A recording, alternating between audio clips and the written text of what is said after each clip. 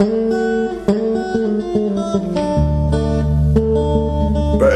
y a des rendez-vous de l'histoire, on va parler du mot histoire. Alors histoire, c'est une longue histoire, et c'est toute une histoire aussi. Alors peut-être commencer par les mots croisés, parce que ceux qui font des grilles de mots croisés, les verbicrucistes ont parfois de bonnes idées, et il y en a une dont je me souviens, c'était plus rigolote avec Marius qu'avec César. Alors c'était pour faire deviner le mot histoire. Alors Marius, évidemment, c'est les histoires drôles, ou c'est Pagnol. Et puis de l'autre côté, l'histoire, c'est César, les Romains. Et donc on a affaire là aux deux sens du mot histoire. Alors d'où vient justement ce mot ?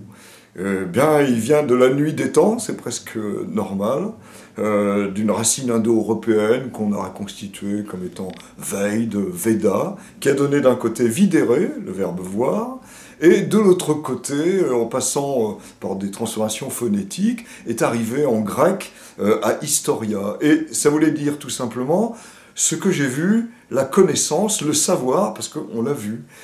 C'est passé aussi en latin, mais en latin, bon, ça s'est ajouté l'idée de fable et de sornette, donc de mythologie, de récit, etc. Alors ce mot-là, bien entendu, a ensuite eu un certain succès, et la première trace qu'on en a, en 1571, en tant que définition, eh bien, c'est dans les épithètes, c'est des adjectifs de Maurice de la Porte, alors histoire vraie, véritable, célèbre, mémoire publique, donc c'est assez joli comme formule, et voilà ce qu'il dit. L'histoire est le témoin du temps, la mémoire des sages, la maîtresse des ans, la vie des mourants, le tableau des humains, le miroir des ignorants, icelle, c'est-à-dire celle-ci, étant inventée pour le profit des présents, gloire des passés, instruction de ceux qui sont à venir. Cette idée d'inventer, bon, avec un sens quand même un peu plus réaliste qu'aujourd'hui, est intéressante aussi, on se sert donc de l'histoire. Alors il y a ensuite évidemment une évolution qu'on va trouver, cette définition étant quand même très bonne, on va trouver avec Richelet, là c'est 1680, c'est le premier dictionnaire français, et Richelet nous donne ceci pour la définition donc de l'histoire. C'est une narration, c'est intéressant, continuée de choses vraies, grandes et publiques, écrites avec esprit, avec éloquence et avec jugement pour l'instruction des particuliers et des princes, et pour le bien de la société civile. Et il y a plusieurs sortes d'histoires, la sacrée, la naturelle, la civile, la particulière, l'universelle. Donc là aussi, on a vraiment dès le départ de très bonnes définitions. Et si on veut encore aller un peu plus loin pour ouvrir l'esprit dans la notion d'histoire, bon, il y a un dictionnaire de citations dans lequel j'avais en quelque sorte répertorié il y a quelques années quand j'ai rédigé cet ouvrage des mots importants, dont l'histoire, et avec des citations qui, je trouve, étaient très fortes.